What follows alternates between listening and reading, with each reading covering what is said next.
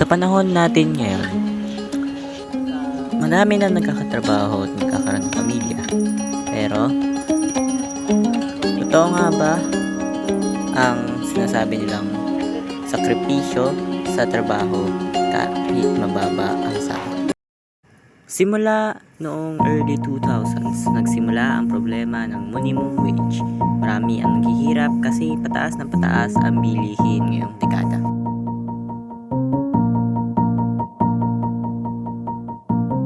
Marami na din ang nagsasabi na pahirap ang Pilipinas dahil sa minimum wage nito.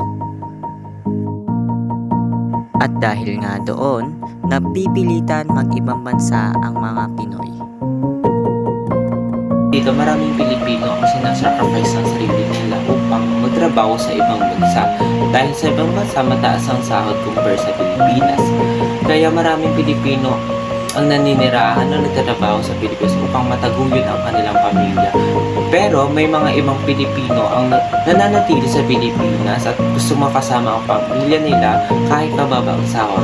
May ilan dito ang guard or mga utilities ng school katulad na na-interview namin. Ito si Kuya Don. Pakinggan natin siya sa kanyang interview. So, kuya, pwede ba naming matanong kung ano ang inyong pangalan? Ang pangalan ko ay Emerson Dog. Ilang taon na po ba kayo, kuya? 48 years old. 48 years old na po kayo. So, ilang taon na po ba kayo nagtatrabaho po dito sa JS? In 2012, 12 years? 11. Mga ano, kung matagal talaga. O, ano po yung mga natandaan yung importanteng events dito sa JS? Mga nangyari pong mga event, gano'n. Event? Yung mga importante po. Intro. Instance, yung mga ganun po. Pwede po bang matanong yung salary niyo po in digit or in kung ano pong prefer niyo na sabihin? Yung mga monthly papatak na.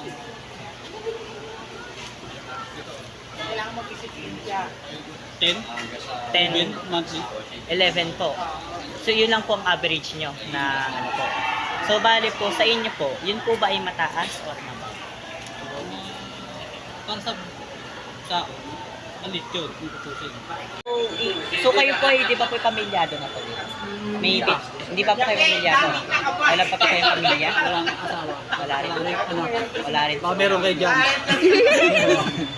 So, ilang oras po kayo nagtatrabaho sa JS? 8 hours. 8 hours. Bali po, hanggang mula umaga po. Depende sa paso. May pang umaga, may pang hapon, may pang gabi. Kayo po yung pantanghali, pang ano po, pang hapon na. May panggabi rin po na garden. Meron. So, ano nga po pala ang mga sa isang buwan po inaabot po ba yung inyong salary? Umaabot po ba yung salary niyo ng ibang buwan? Anong umaabot? Yung para po nababudget na po. Oo, nabalik ko na. Nababudget. Yun lang po na nagkakaroon po na short. Nag-short po kayo sa budget minsan. Minsan, pag may pangailangan talaga, kailangan gumastos. Mahirap nga po na po. Mahirap. Sige Wala po. ganun talaga eh. Sige po, yun lamang po. Ito si Ate Amari, isang canteen staff na nakaranas din ng mababang sahod. So ate, ano nga pala po ang pangalan? Amari. So, ilang taon na po kayo? 42. So, ano po ba ang inyong trabaho po dito? Secretary, hashtag, So, canteen head po kayo, pero secretary dito. Kayo po ay ilang taon na pong trabaho dito sa JS? since 2000. So, yun po ay umabot na 12 to 13 years. 12 to 13 years. Sa inyo pong masasabi niyo lang po na paano niyo po masasabi ang inyong sahod? Like yung digits or in any amount? Sakto na. Sakto lang po. Mga abot po ba ito ng 11 to 10? Sa monthly, lampas din. Pag monthly, kasi every week. Every week po ang ano po dito. Weekly po ang sahod po. So, umaabot po siya na 2 to 3 kayo. So, sa inyo, kayo po ba ay may asawa na po? Ilan po ang inyong anak? Apat. Ang inyo po ba kasawa ay may trabaho? Wala. At for the last question po ay, ilang oras po kayo nagtatrabaho dito? 12 hours po. Or done. More than 12 hours po. Mula umaga po ba yan? Madaling araw po. Madaling araw. Kasi nga, Kasi po yun sa mga pang-umaga po. More than 5 hours? Yun lamang po ate, maraming salamat. So, kuya, kayo po ay tindera po ng Sabetes na po. So, ano nga po palang pangalan nito kuya? Mike. Kuya Mike. Kuya Mike. Mike lang. So, ilang taon na po kayo kuya? 42.